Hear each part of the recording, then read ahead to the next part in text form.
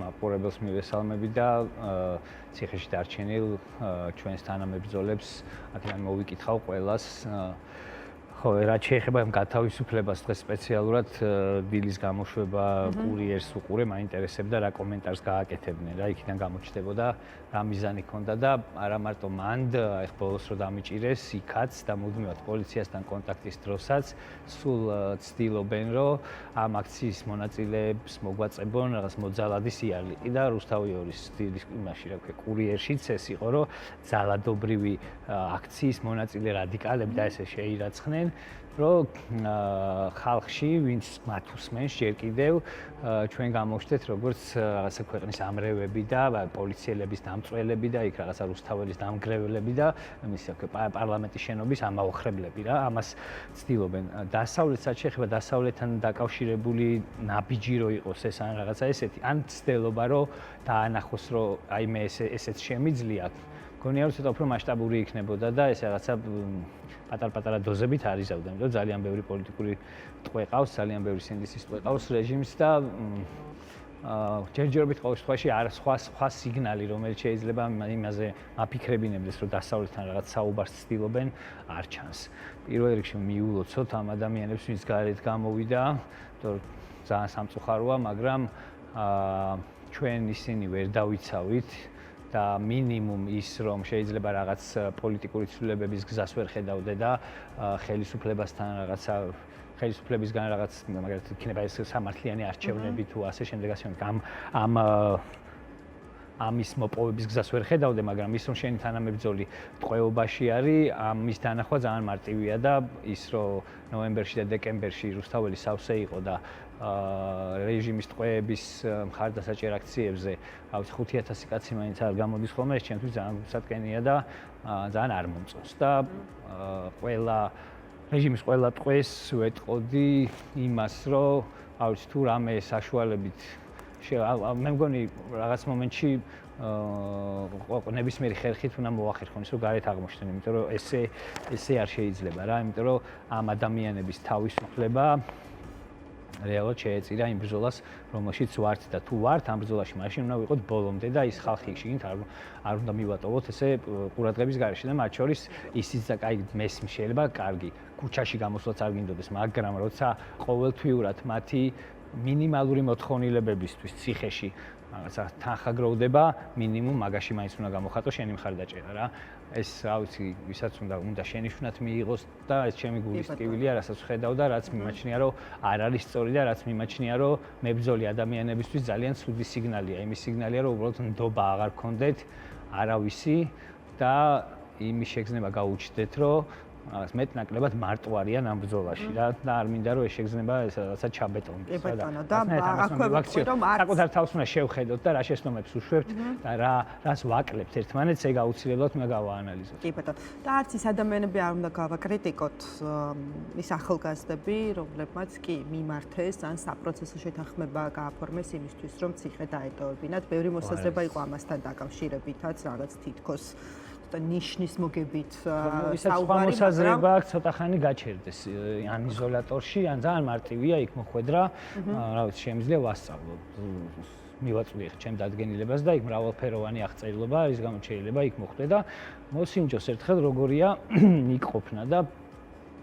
ნებისმიერი ჩვენი თანამებრძოლი ისეთი რომელიც რეჟიმა ჩათვალა რომ ისე უშლიდა ხელს რომ ციხეში ტყვეთ აიყვანა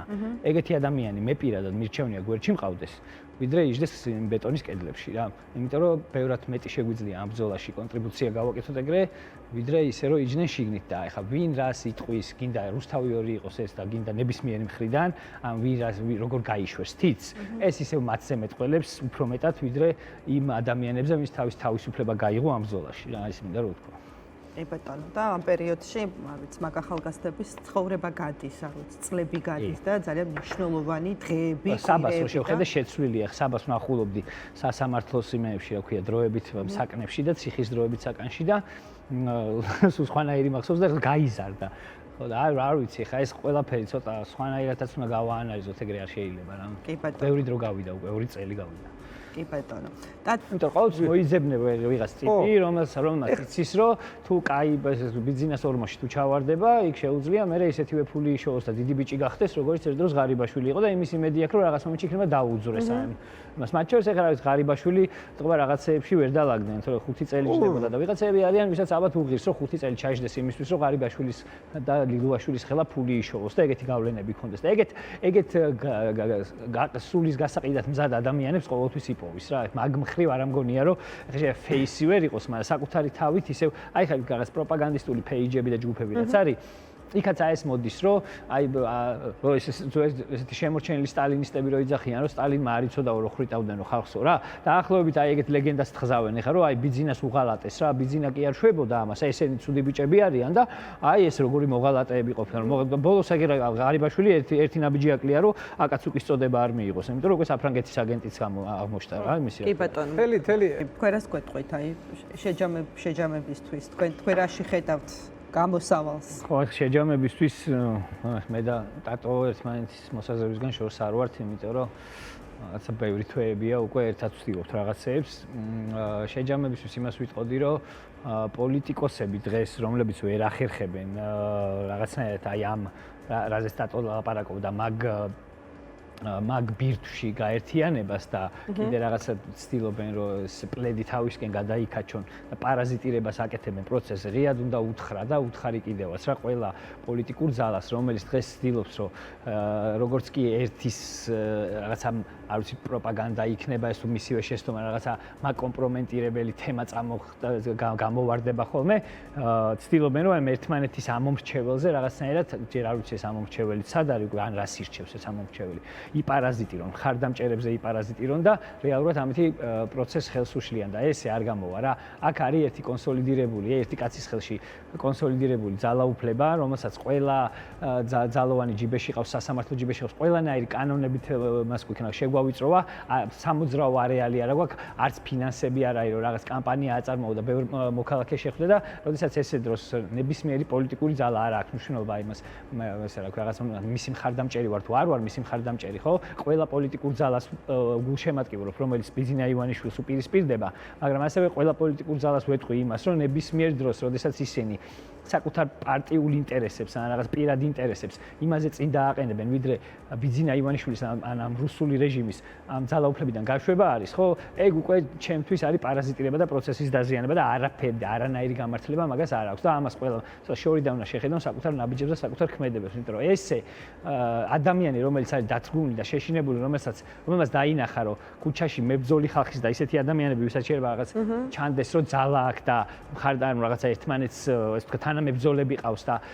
დაუცველი არ არის. ეგეთი ადამიანებიც კი რამხელა წნეხის ქვეშ არიან. თვითონ ეხლა სადღაც რეგიონში პატარა სოფელში რო არის და ხუთი ძროხა რო ყავს სიტყვაზე და ძლივს და თვითონ თვემდე ოჯახს ინახავს და ის ხმას ვერ ამოიღებს და ის ვერ ჩაებმება ამ ბრძოლაში, როცა გიყურებს, რომ შენ საერთოდ რაღაც სახე გაქვს დაკარგული და მსგავსად იქცევი. ამიტომ